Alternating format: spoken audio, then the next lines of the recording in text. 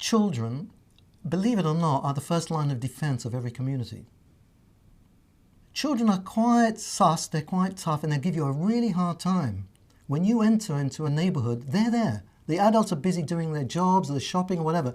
The kids are there in force. They're checking you out, not in a conscious way. And they give you stick, and you have to kind of survive that. Once I won them over, then the parents thought he must be okay. I rediscovered these pictures only recently. They were lying in a drawer. They were on contact sheets for over 35 years. I had completely forgotten about them. And out of the blue, in 2008, I received an email. It was a guy who said, in 1975, he was a 13-year-old kid. And am I the same photographer that came down his street in Liverpool? The 1970s was a particular moment in time. I've just been to Liverpool recently and I didn't recognize the place. The transformation is pretty impressive.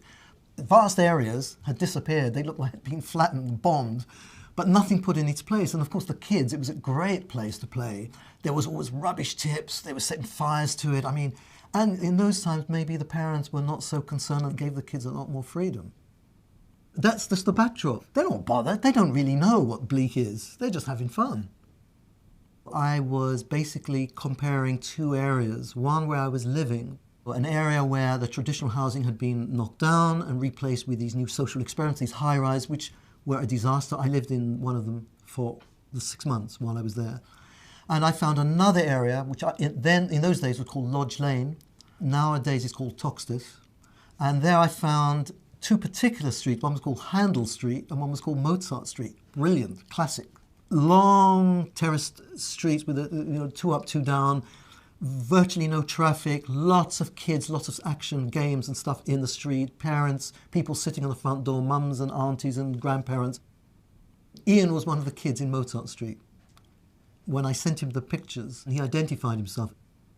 These kids came up to me and said, "You never come to our den." I said, "What's your den?" I said, where is it? He said, "Well, you go down to the very end, there's a little path and you'll find this old garage that nobody uses." And wandered down, and there they were. They were having a party, they had candles, they had music, and I thought they were like 7 or 8. Ian says he was 13 at the time. And they're kind of snogging in with this music, and it was quite a cosy little place. I'm kind of celebrating, I mean, it was an era where you could celebrate. I think now, it's not so easy to celebrate. The kids had more freedom, the parents felt more relaxed about the kids playing out, and photographers had more freedom. So there wasn't all this anxiety, there wasn't this paranoia. Photographers were almost like being terrorists and people having to be very wary of them. So now I kind of feel I was kind of quite living and working in a very privileged time. This is a generation that's not being photographed in that way, this current one. The whole exhibition's about childhood in Liverpool in the mid-70s.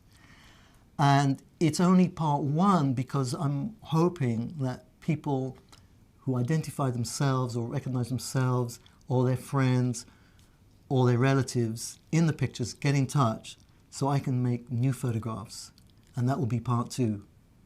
We're curious, we're observing, and then life presents the most fantastic surprises. And you just hope you're quick enough to grab it.